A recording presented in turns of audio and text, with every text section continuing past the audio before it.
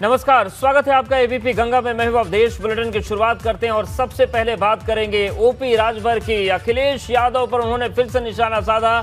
ABP Ganga से exclusive बातचीत में ओपी राजभर ने कहा कि अगर नसीहत देना बगावत है तो मैं बागी हूं। अखिलेश को कमरे से बाहर निकलकर लोगों के बीच जाने की जरूरत है। अखिलेश यादव कार्यकर्ताओं से बाहर जाकर मिले। अखिलेश यादव को ये ओपी राजभर ने नसीहत दी एबीपी गंगा से एक्सक्लूसिव बातचीत में, और उन्होंने ये भी कहा कि अगर नसीहत देना बगावत है तो फिर मैं बागी हूं। और उन्होंने कहा कि अखिलेश को कमरे से बाहर निकलकर लोगों के बीच जाने की जरूरत है। सच्ची बात थोड़ी कड़वी होती है। उनकी पार्टी के नेताओं द्वारा, कार्यकर्ताओं द्वारा ये हमको कहा गया कि जिस तरह आप मेहनत कर रहे हैं निकल करके, जो चुनाव के समय आप लोगों ने जनता के बीच में जा कर के एक समान अनिवार्य फ्री शिक्षा की बात किया, गरीबों के इलाज फ्री करने की बात किया, जातिवार जनगणना की बात किया, 300 यूनिट बिजली फ्री देने की बात किया, आप लोगों ने प्रदेश में अमन चैन की बात किया, अन्ना पशु से निजात दिलाने की बात किया। तो जहाँ तक आप लोग समझा पाए तो लोगों ने वोट दिया। जिन लोगों को नहीं समझा पाए तो अब आप लोग अपने अपने कमरों से निकल करके उनके बीच में चलिए और बीच में चल करके आप उनको समझाइए ताकि 24 में आपके साथ आवें। देखिए, ओम प्रकाश राजभर के संबंध में आप भी कई बार हमारी आपकी वार्ता हुई तो आप भी यही कह रहे थे कि बीजेपी में जा रहे हैं, अमित शाह जी का फोन आ रहा है, प्रधानमंत्री जी का फोन आ रहा है, चले जाएंगे, कल चले जाएंगे। लेकिन अंततोगत्वा मैं आपसे बार बार कहता था कि मैं समाजवादी पार्टी गठबंधन में हूं और गठबंधन के साथ रहूंगा और चुनाव लड़ूंगा। तो उसका रिजल्ट भी आपने देखा। मैं चुनाव लड़ा और समाजवादी पार्टी के साथ मैं जो वादा किया था, पूर्वांचल में एक बड़ी ताकत हमने समाजवादी पार्टी को दी। और यूपी विधानसभा के सत्र की शुरुआत हुई तो विपक्ष ने जोरदार हंगामा किया, जिसके बाद डिप्टी सीएम केशव प्रसाद मौर्य ने सपा पर हमला बोलते हुए कहा कि जनता को सब पता है, सपा के चेहरे को जनता अच्छे से समझती है।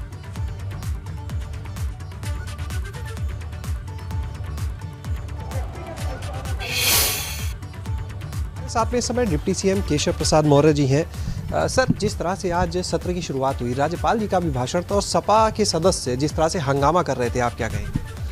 देखिए, समाजवादी पार्टी रचनात्मक विपक्ष की भूमिका नहीं निभाने का महामहिम राज्यपाल महोदय के अभिभाषण के समय जो आचरण प्रस्तुत किया है, उसके माध्यम से यही संदेश दिया है। समाजवादी पार्टी के चरित्र को समाज तो लोग बहुत अच्छी तरीके से जानता है, लेकिन सदन में अपेक्षा थी कि इस बार उनको कुछ नंबर सीटों के ज़्यादा मिल गए हैं और श्री अखिलेश यादव जी समाजवादी पार्टी के राष्ट्रीय अध्यक्ष के रूप में वो स्वयं विपक्ष के नेता के रूप में सदन में हैं, तो कुछ सुधार आएगा। लेकिन समाजवादी पार्टी ने तय किया कि हम नहीं सुधरेंगे। बात करने के लिए तो ये थे हमारे साथ में केशव प्रसाद मौर्य जी, जिनका कहना है कि जिस तरह से समाजवादी पार्टी ने आज हंगामा किया, उम्मीद थी कि जब अखिलेश यादव खुद सदन में होंगे तो शायद हालात बदलेंगे, लेकिन ऐसा नहीं हुआ। कैमरा सहयोगी राजू के साथ शैलेश अरोरा, एबीपी गंगा, लखनऊ। जानवाफी मस्जिद विवाद मामले में आज वाराणसी की जिला कोर्ट में सुनवाई हुई। सबसे पहले सर्वे रिपोर्ट पेश की गई और दोनों पक्षों ने बारी बारी से अपनी बातों को रखा। जिला जज डॉक्टर अजय कृष्ण विश्वेशा की कोर्ट में करीब 45 मिनट तक सुनवाई चली। इस दौरान दोनों पक्षों के 19 वकीलों और 4 याचिकाकर्ता कोर्ट रूम में मौजूद रहे। दोनों तरफ की दलीलें सुनकर कोर्ट ने फैसला सुरक्षित रख लिया है। फैसला कल दोपहर 2 बजे आएगा। जिला अदालत ने अपने आदेश इस आधार पर सुरक्षित रखा है कि विवाद की आगे सुनवाई की प्रक्रिया क्या हो।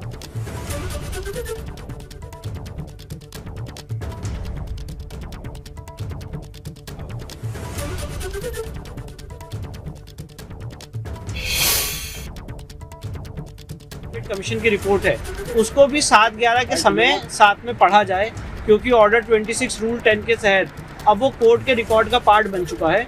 और क्योंकि धार्मिक स्वरूप कैसा है उस संपत्ति का, ये mix question of law and fact है, इसलिए उसको जब तक निर्धारित नहीं कर देते तब तक इनकी 7/11 निर्धारित नहीं हो सकती है, क्योंकि उनकी 7/11 का आधार है प्लेसेस ऑफ वर्शिप एक्ट से हमारा केस बार्ड है। तो प्लेसेस ऑफ वर्शिप एक्ट में जो रिलीजियस कैरेक्टर शब्द यूज है, उसको डिसाइड करने के लिए कमीशन की रिपोर्ट डिसाइड करना बहुत ज़रूरी है। इसलिए हमने कोर्ट से ये आग्रह किया कि कमीशन की रिपोर्ट की वीडियोग्राफी, फोटोग्राफी हमें प्रोवाइड की जाए और उसके बाद अगर उनको उस पर कोई ऑब्जेक्शन है तो वो आपत्ति दाखिल करें और फिर 7/11 की एप्लीकेशन डिसाइड हो जाए। माननीय न्यायालय ने दोनों पक्षों को सुनने के बाद अपना ऑर्डर रिजर्व रखा है और इसमें आगे क्या प्रोसीजर अपनाया जाएगा ये माननीय न्यायालय कल उसमें अपना ऑर्डर पास करेगा। अगली सुनवाई की डेट क्या होगी ये भी कल पता चलेगा।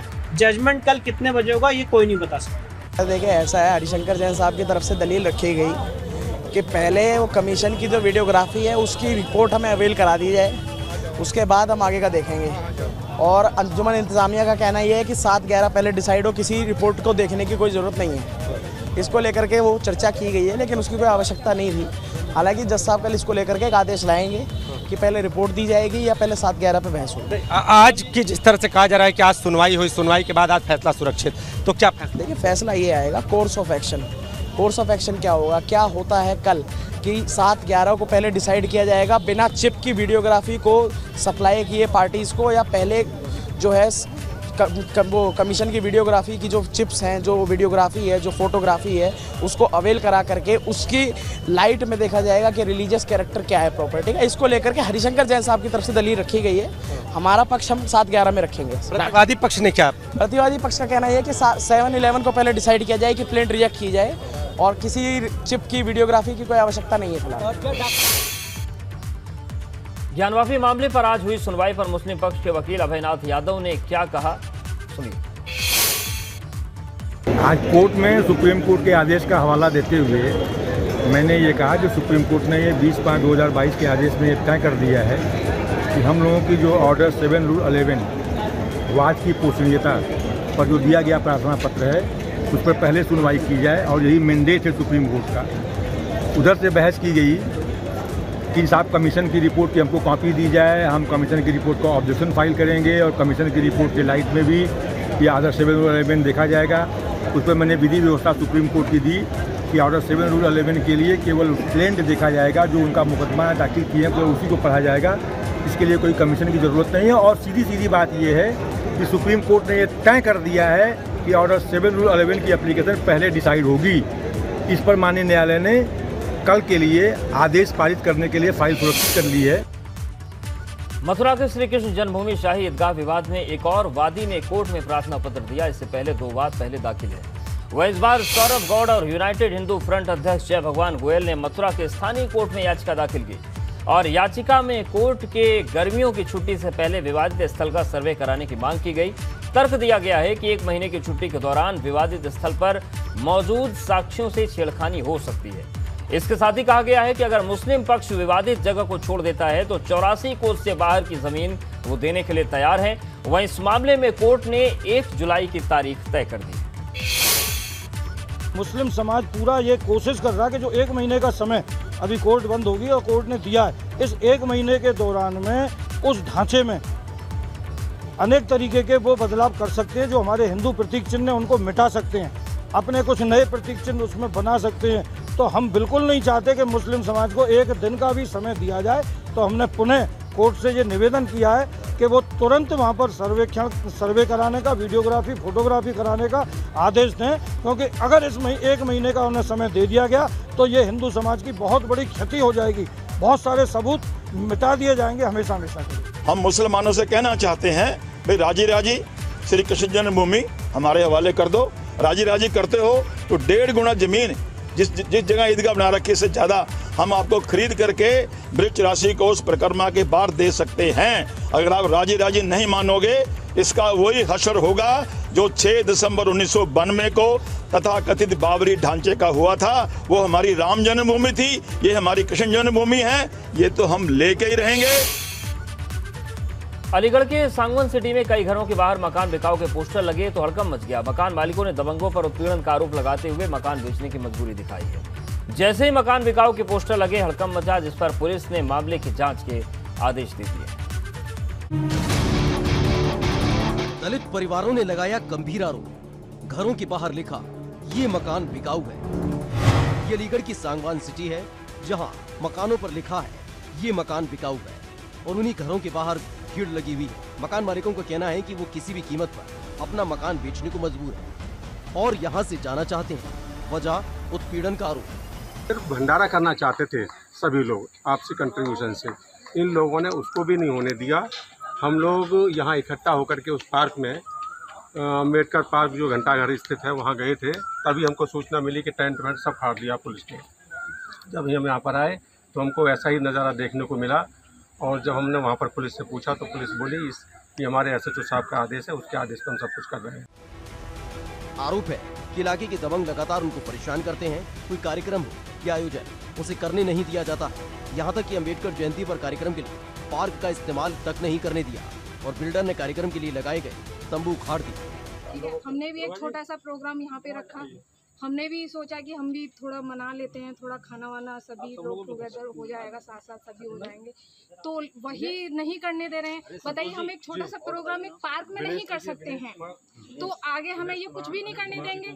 अभी ये व्यवहार है इनका इस तरीके से, तो आगे हम कैसे उम्मीद करें कि इनका व्यवहार अच्छा ही होगा हमारे प्रति। वहीं जैसे ही घरों के बाहर मकान बिकाऊ का पोस्टर लगा, वैसे ही पुलिस प्रशासन में हड़कंप मच गया और मामला दर्ज कर जांच करने के आदेश दे दिए गए हैं। महुआ खेड़ा स्थित एक कॉलोनी के में निवासी एक वर्ग विशेष के व्यक्तियों द्वारा वहां का कॉलोनी के प्रबंधन पे आरोप लगाया गया कि अम्बेडकर जयंती के उपलक्ष्य में उनके द्वारा कॉलोनी में एक प्रोग्राम का आयोजन किया जाना था, जिसके संबंध में उनको जो प्रबंधन की तरफ से कोई स्थान निर्धारित नहीं किया गया, जिसको लेके उस समय पे विवाद उत्पन्न हुआ था। इस सूचना पर मौके पर पुलिस और प्रशासन की टीम पहुंची है और दोनों पक्षों से वार्ता कर समस्या जानकारी की जा रही है तथा उसका निराकरण का प्रयास किया जा रहा है। एक तरफ पुलिस ने मामले में जांच के आदेश दिए, तो वहीं पीड़ित परिवार का आरोप है कि अब भी वो डरे हुए हैं। एबीपी गंगा के लिए रीगढ़ से प्रदीप कुमार की रिपोर्ट। बरेली में एक मुस्लिम युवती अपने ही परिवार से जान का खतरा बताकर सुरक्षा की गुहार लगा रही है। युवती का नाम लुबना शाहजीन है, जिसके एक वीडियो जारी करके बरेली पुलिस को सुरक्षा देने की उसने मांग की है। दरअसल लुबना धर्म परिवर्तन करके अब आरोही बन चुकी है और कुछ दिन पहले ही आर्य समाज मंदिर में एक हिंदू युवक से शादी कर ली थी, लेकिन लुबना का आरोप है कि धर्म परिवर्तन और हिंदू युवक से शादी करने के बाद उसका परिवार जान के पीछे पड़ा है और इसी डर की वजह से लुबना ने पुलिस से मदद और सुरक्षा की गुहार लगाई। लुबना का कहना है कि वो बालिग है और शादी करने का फैसला उसने अपनी मर्जी से किया, लेकिन उसका परिवार उसके गैर मजहब में शादी करने से इस कदर नाराज है, इसीलिए लुबना ने जान का खतरा बताया है।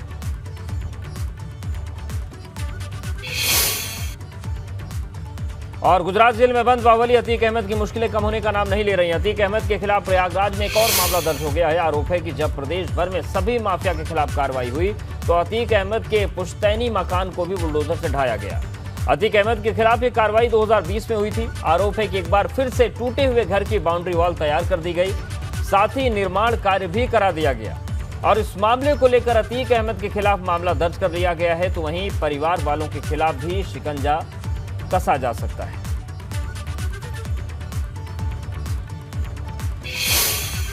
थाना धूमनगंज में एक मुकदमा पंजीकृत किया गया है, वो पीडीए की तहरीर पे कायम हुआ है, जिसमें उन्होंने अंकित किया है कि पहले जो मकान गिराया गया था वहाँ पे अतीक अहमद का, वो दोबारा वहाँ पे टीन शेड और बाउंड्री बना ली गई है, तो उसको उन्होंने ध्वस्त किया और उसका उल्लंघन मानते हुए पिछले दिए गए निर्देशों का अतिक्रमण मानते हुए किया, उसके खिलाफ उसी आशय का उनके विरुद्ध मुकदमा कायम कराया गया। बात करते हैं औरैया की, जहां पर पुलिस ने एक ऐसे गैंग को गिरफ्तार किया जो दुकानदारों से लेकर उद्योगपतियों से रंगदारी मांगा करते थे। पुलिस की पूछताछ में खुलासा हुआ है कि मिर्जापुर फिल्म की तर्ज पर इन लोगों ने पूरी की पूरी गैंग बना दी थी और उसके बाद दुकानदारों से लेकर उद्योगपतियों को डरा धमका रहे थे, रंगदारी मांग रहे थे। लेकिन इनके कारनामे तब उजागर हुए जब इनका वीडियो वायरल हुआ जिसमें एक युवक को बेरहमी से पीट रहे थे। इस वीडियो के सामने आने के बाद पुलिस ने 8 बदमाशों को पहचाना और फिर इनको गिरफ्तार किया। इस गैंग का सरगना प्रांशु चौबे है, जिसे पुलिस ने गिरफ्तार किया तो एक एक करके उसके साथी भी पुलिस की गिरफ्त में आते गए।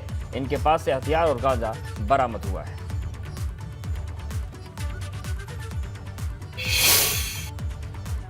आप लोग सभी अवगत होंगे, सोशल मीडिया में एक वीडियो वायरल हुआ था मार पिटाई का, जिसमें हाईवे के पास एक लड़के को बहुत बेरहमी से 5-6 लड़के मिल करके मारपीट कर रहे थे। इस वीडियो और इस घटना का संज्ञान लेते हुए हमने थाना कोतवाली पुलिस ने एक टीम गठित करी और जब इनके बारे में और छानबीन करी गई तो इन सबका एक लंबा चौड़ा आपराधिक इतिहास सामने आया और साथ में ये भी पता चला है कि इनके पास अवैध असले रहते थे। इनसे जब पूछताछ की गई तो पता चला कि जो एक वेब सीरीज़ मिर्ज़ापुर की आई थी, उस वेब सीरीज़ को देख करके ये कुछ प्रभावित थे और उसमें कुछ किरदारों को देख करके असल ज़िंदगी में उस किरदार को निभाना चाहते थे। पर औरैया पुलिस द्वारा इनके इस कारनामे को विफल किया गया।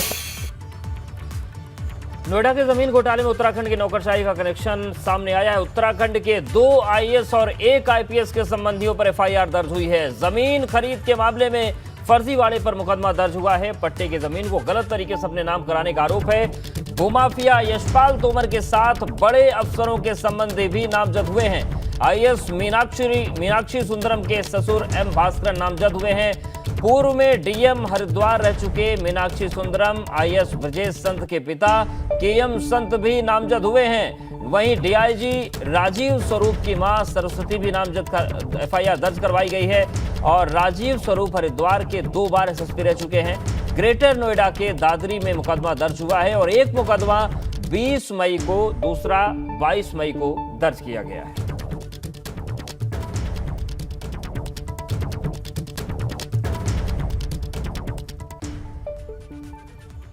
पौड़ी पहुंचे कैबिनेट मंत्री सतपाल महाराज ने उनकी विधानसभा क्षेत्र चौबट्टा खाल में हो रहे विकास कार्यों की प्रगति को जानने के लिए जिला स्तरीय अधिकारियों के संग समीक्षा बैठक की। सतपाल महाराज ने लोक निर्माण विभाग की समीक्षा करते हुए विभाग को निर्देश दिए गुणवत्ता का ध्यान रखने और तेजी के साथ सभी कार्यों को पूरा करने के निर्देश दिए।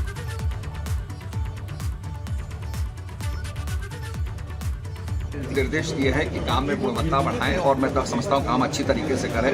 हमारे अधिकारियों में कैपेसिटी है, वो अच्छा काम कर सकते हैं, तो थोड़ा मनोयोग से काम करेंगे तो मैं समझता हूँ जल्दी से हमारे क्षेत्र का विकास होगा, चौबट्टा खाल का विकास होगा।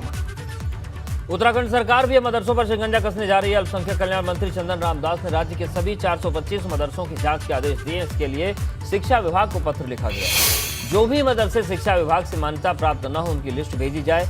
उन्होंने कहा कि पिछले काफी समय से उनके पास इस तरह की शिकायतें आ रही थी कि राज्य में बिना मान्यता प्राप्त मदरसे चल रहे हैं, जिसकी वजह से यहां पढ़ने वाले छात्राओं को आगे एडमिशन मिलने में दिक्कत होती है। चारधाम यात्रा मार्ग पर जाम की समस्या सबसे विकराल बनी है। गंगोत्री और यमुनोत्री के कपाट खुले 20 दिन का समय हो गया, लेकिन तब से हर यात्री को गंगोत्री राजमार्ग पर जाम के झाम से जूझना पड़ रहा है। जिला प्रशासन, पुलिस प्रशासन ने जाम से मुक्ति दिलाने के लिए अभी तक कोई ठोस ट्रैफिक प्लान नहीं बनाया है। उत्तर काशी से गंगोत्री धाम की दूरी 100 किलोमीटर है। आम दिनों में अधिकतम 3 घंटे के अंतराल में पर्यटकों के वाहन गंगोत्री पहुंच जाते हैं, लेकिन कपाट खुलने के बाद पटरी से उत्तरी यातायात व्यवस्था के बीच उत्तरकाशी से गंगोत्री जाने में 8 से 10 घंटे का वक्त लग रहा है।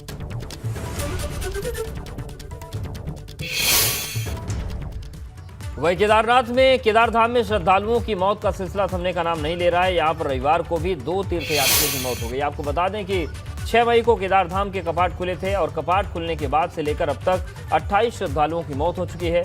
यहां मौसम भी लगातार खराब हो रहा है, जिस वजह से तीर्थयात्रियों को परेशानी हो रही है।